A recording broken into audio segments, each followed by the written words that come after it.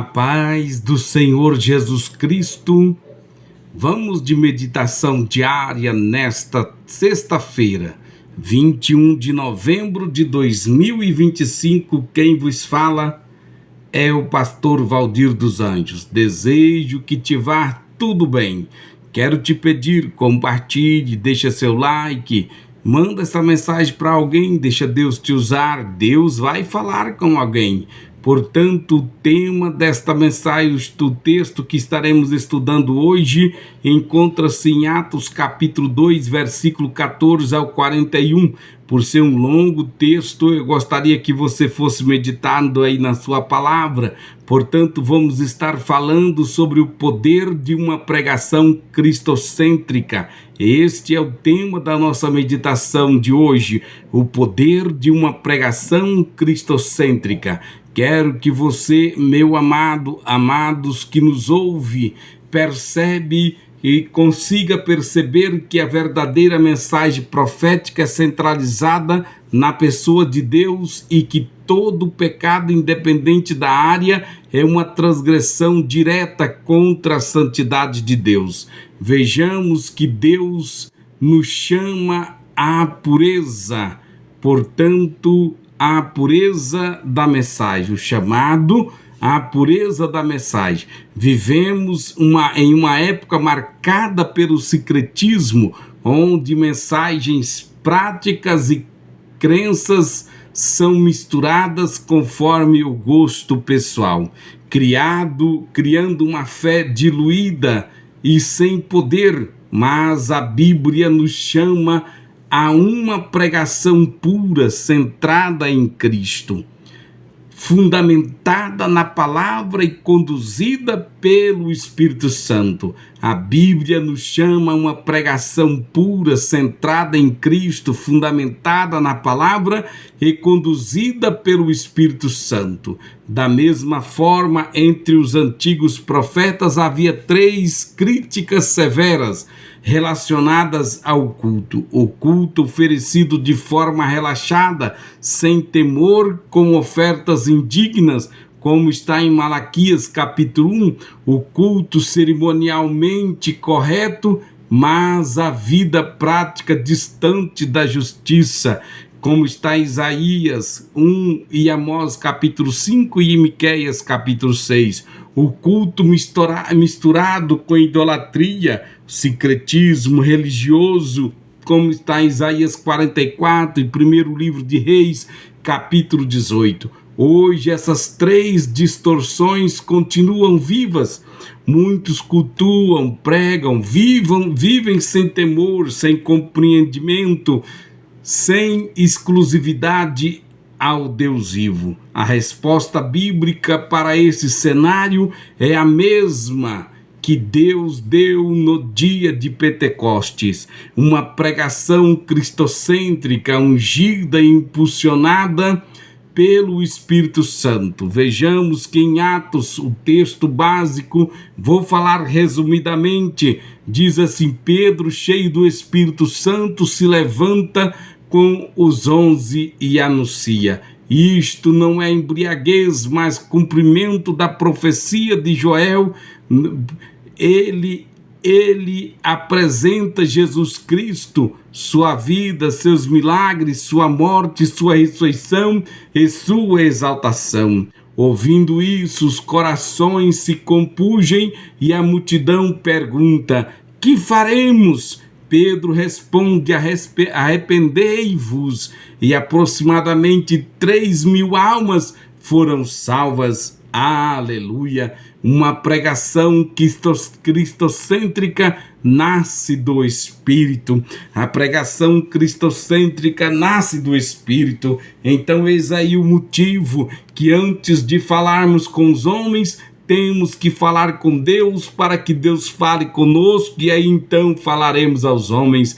Pedro era o mesmo homem que antes negara Jesus, mas agora está cheio do Espírito, corajoso e convicto. Uma pregação cristocêntrica não é movida por opinião humana. Ele responde ao rumor da multidão com debate, mas melhor, Ele não responde ao rumor da multidão com debate, mas com a escritura. Está escrito, nobre líder, caro pastor, pregador, ministro, professor, não precisa fazer showzinho para que o povo entenda a palavra, não precisa pular, não precisa fazer malabarismo, é simplesmente falar o que está escrito. Fale a palavra, pregue a palavra, ensine a palavra, viva a palavra, ministre a palavra, porque a palavra é poderosa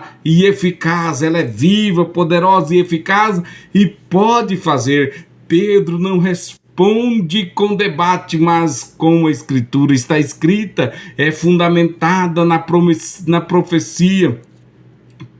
Pedro usa Joel 2 para mostrar que tudo o que ocorre aponta para Deus.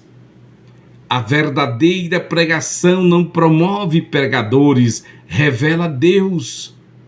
O poder não é do pregador, é de Deus. A unção não é do pregador, é de Deus. A salvação não vem do pregador, ela vem de Deus. Portanto, a pregação desperta entendimento espiritual.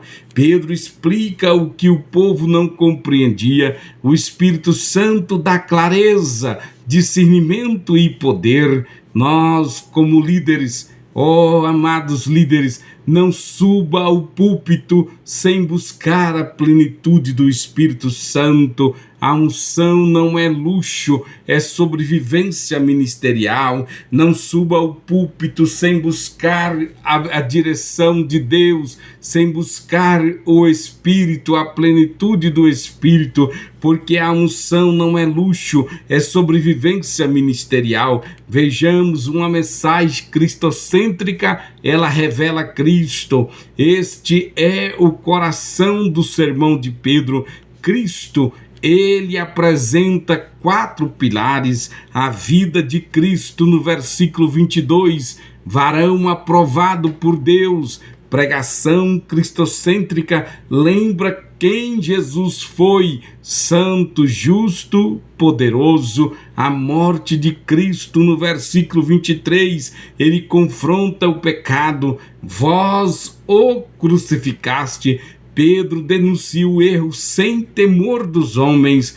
Quando o homem está cheio do Espírito Santo, quando ele está baseado na palavra, ele critica, ele confronta os pecadores, ele denuncia o erro sem temor dos homens. Portanto, a ressurreição de Cristo, versículo 24 ao 32, a vitória de Cristo sobre a morte é o centro do Evangelho. Se Cristo vive, há esperança para o pregador.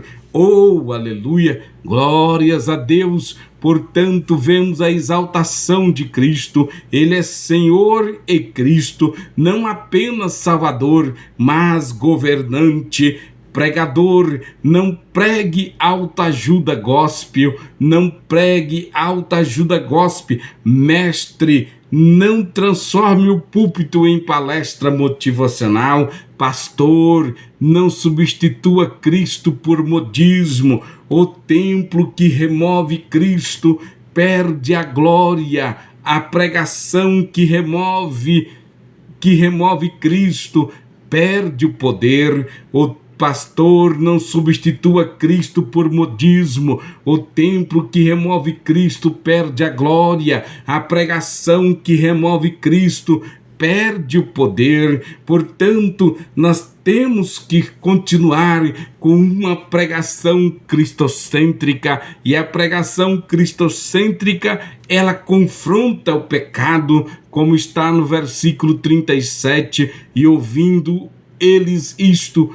compungiram-se em seus corações. A palavra feriu antes de curar. A fé vem pelo ouvir, mas o arrependimento vem pelo ser confrontado. O coração é tocado pelo Espírito. Não houve manipulação emocional, apenas palavra pura. A palavra fere antes de curar, porque Deus se importa com a vida e com a alma do pecador. Então, A fé vem pelo ouvir, mas o arrependimento vem pelo ser confrontado. Eu não vou falar que isto é pecado, porque alguém pode achar ruim. Irmão, pregador, mestre, pastor, pregue a Bíblia, fale a palavra, seja firme, seja forte, Deus é contigo, ninguém pode resistir. Um pregador cristocêntrico, ele prega com autoridade, ele denuncia o pecado, ele denuncia o modismo, ele denuncia a apostasia, ele denuncia a desigualdade, ele fala de Deus para o povo na presença de Deus. Deus está contigo, portanto, a palavra feriu antes de curar. A fé vem pelo ouvir, mas o arrependimento vem pelo o confrontamento. O coração é tocado pelo Espírito. Não houve manipulação emocional, apenas palavra pura. Palavra pura. O pecado é exposto. Eles perceberam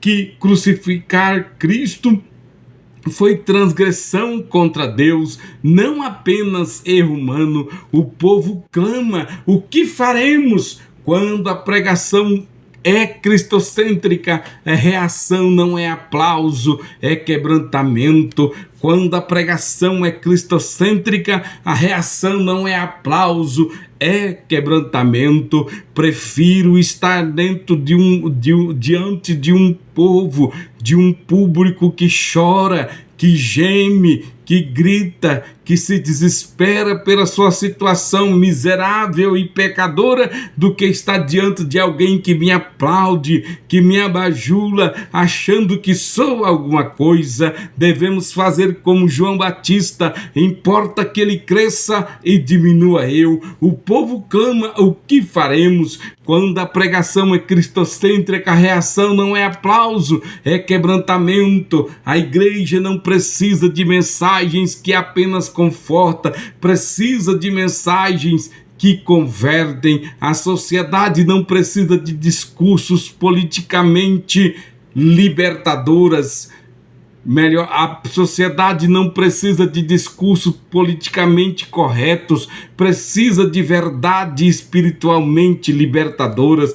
Nós, como líderes, devemos confrontar o pecado em amor, não encobri-lo em nome da popularidade. Portanto, uma pregação cristocêntrica chama ao arrependimento. No versículo 38, Pedro responde claramente: arrependei-vos. Arrependimento é mudança de rota, não é emoção, é transformação. Não é apenas sentir culpa, é renunciar ao pecado. Arrependimento é mudança de rota, não é emoção, é transformação. Não é apenas sentir culpa ou remorso, é renunciar ao pecado. A promessa é para todos, judeus, gentios, filhos e geração futuras. O evangelho é inclusivo no convite, mas exclusivo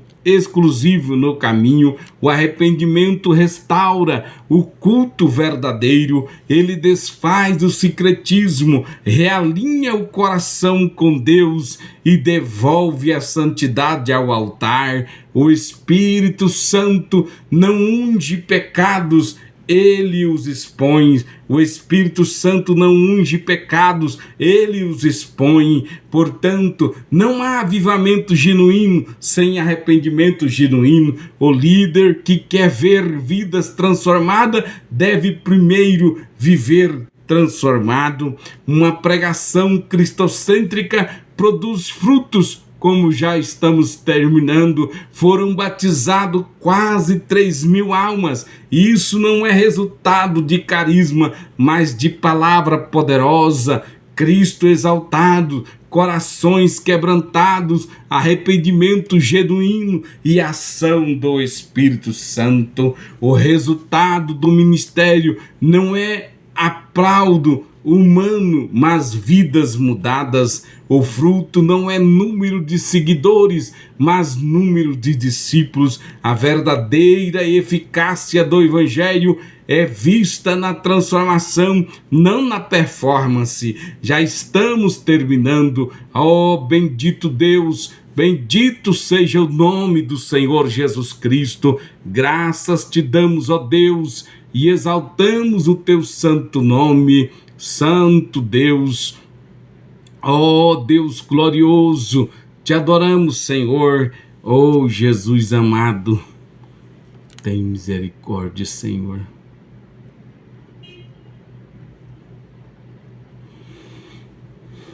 Bendito seja o nome de Jesus Cristo.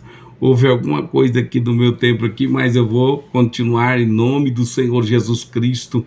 Já estamos terminando para a glória de Deus, aleluia. Bendito seja o nome de Jesus Cristo. Vejamos que assim como nos dias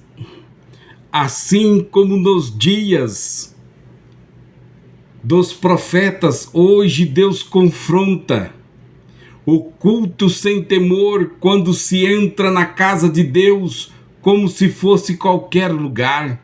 O culto sem vida prática quando a liturgia é correta, mas o coração é distante. O culto misturado com idolatria, quando Jesus divide espaço com o modismo, ideologias, vaidade e entretenimento. A resposta divina não mudou. Uma pregação cristocêntrica, cheia do Espírito, focado na santidade de Deus, na pessoa de Cristo. Vejamos, já estamos caminhando para o final. Hoje o Espírito Santo pergunta à igreja, aos líderes e também à sociedade: o que faremos? A resposta continua sendo a mesma: arrependei-vos, voltem-se a Cristo, purifica o culto, para com as mentiras, exaltem somente a Jesus,